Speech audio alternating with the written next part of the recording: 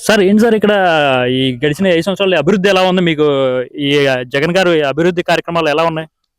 అభివృద్ధి అయితే కుంటుపడిపోయిందండి. హ్మ్. అసలు అభివృద్ధి పదంలో లేదు. హ్మ్. అంత ఆ? అంత చేసినట్లు చేస్తున్నారు. ఎలాంటి సమస్యలు కూడా పరిష్కారం కావట్లేదు. హ్మ్. ఈ సమస్యల గురించి చాలా విధాలుగా ఉంది.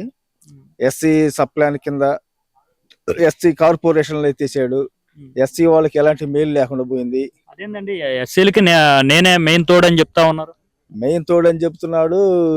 ఈ ఆటో వాళ్ళకి 10,000 అని చెప్పి ఆ కుమ్మరి కమ్మరు వాళ్ళందరికీ చేతి వృత్తులకి 10,000 అని వేస్తున్నాడు. కానీ ఎస్సీ కార్పొరేషన్ లో వచ్చే ఫండ్ అనేది అసలు తీసేసాడు. కార్పొరేషనే తీసేసాడు. బీసీ మొత్తం అన్ని ఎస్సీలకి ఎలాంటిది జరగకుండా పోతుందండి న్యాయం.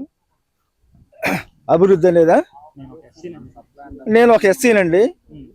మాకు వచ్చే ఆ, పథకాలన్నీ కూడా రద్దు చేసేసాడు. 120 పథకాలు. హ్మ్. అసలు ఎలాంటి సంక్షేమంలో మమ్మల్ని నడిపించట్లేదు ఎస్సీ వాళ్ళని. హ్మ్. అది అయితే మీకు అయితే మీ దళితులకి ఏదైతేనే మీకు న్యాయం జరగట్లేదు ఇక్కడ. న్యాయం జరగట్లేదు. హ్మ్.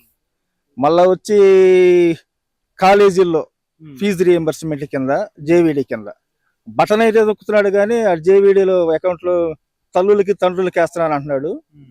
డైరెక్ట్ కాలేజీకి వేసే అమౌంట్ ని తల్లిదండ్రులకి వేసి రెండు రెండు సార్ల నుంచి ఇంతవరకు అసలు పిల్లలకి ఫీజు పడతలేదు. హ్మ్. కాలేజీలో ఎగ్జామ్స్ రాపిమని చెప్పి మేనేజ్మెంట్ వాళ్ళు ఒకటే గొడవ. Hall ticket ఆపేస్తున్నారు. ఎగ్జామ్స్ పెట్టమని చెప్పి పిల్లల్ని తల్లిదండ్రులను ఇద్దరిని ఒత్తిడి చేస్తున్నారు. హ్మ్. మరి ఆ ఎగ్జామ్ అనేది మరి ఇలా కట్టే పొజిషన్ లేదు. హ్మ్. ఇప్పుడు పేదలు ఉన్నారండి. ఫీజు కట్టే పరిస్థితి లేదు మేనేజ్మెంట్కి. మరి అలాంటి పరిస్థితుల్లో పిల్లలకి ఎలా ఎగ్జామ్ రాస్తారు?